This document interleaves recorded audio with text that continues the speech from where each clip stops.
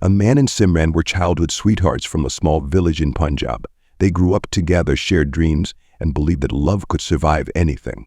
That when Simran received her visa to Canada after their marriage, the whole village celebrated, and Aman felt proud that his wife would to build a better future for both of them. At the airport, Simran held his hand tightly and said, "Just a few hold, amen, then we'll start our new life together." Woody believed every word. Canada changed Simran more than she ever expected. The country was fast, lonely, and full of new faces. At first, she called Aman every night, telling him about the cold weather and her long shifts. Slowly, the calls became shorter and less frequent, and eventually almost non-existent. Aman waited every night, staring at his phone, hoping for her name to flash on the screen.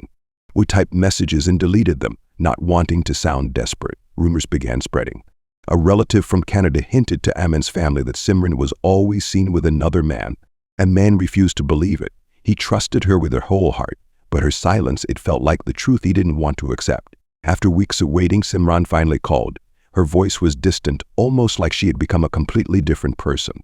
She said, "Aman, I don't think this marriage is working. My life is different here. Please don't wait for me." His world collapsed. He didn't shout, didn't cry. He just asked one question, "Simran, did you ever love me?" Silence answered everything. A man broke from the inside. Every street in the village reminded him of her promises and the dreams they once built together. People whispered behind his back, some with pity, some with mockery, but the only person who saw his pain was his mother. So one night she sat beside him and said, "People change, but it doesn't mean your life is finished. That your heart is still good. Good hearts always find a way to rise again." Her words became the turning point.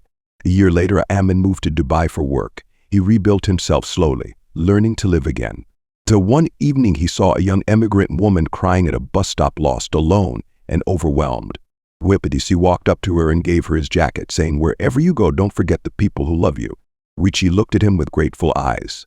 In that moment, Aman realized he was no longer the broken man he once was. He healed. He grew.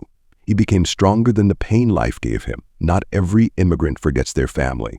And not every girl or boy loses themselves in another country. But some do, and the silence they leave behind destroys hearts and homes. This isn't a story of blame, it is a story of wounds that distance creates, promises that fade, and hearts that learn to rise again, even after breaking.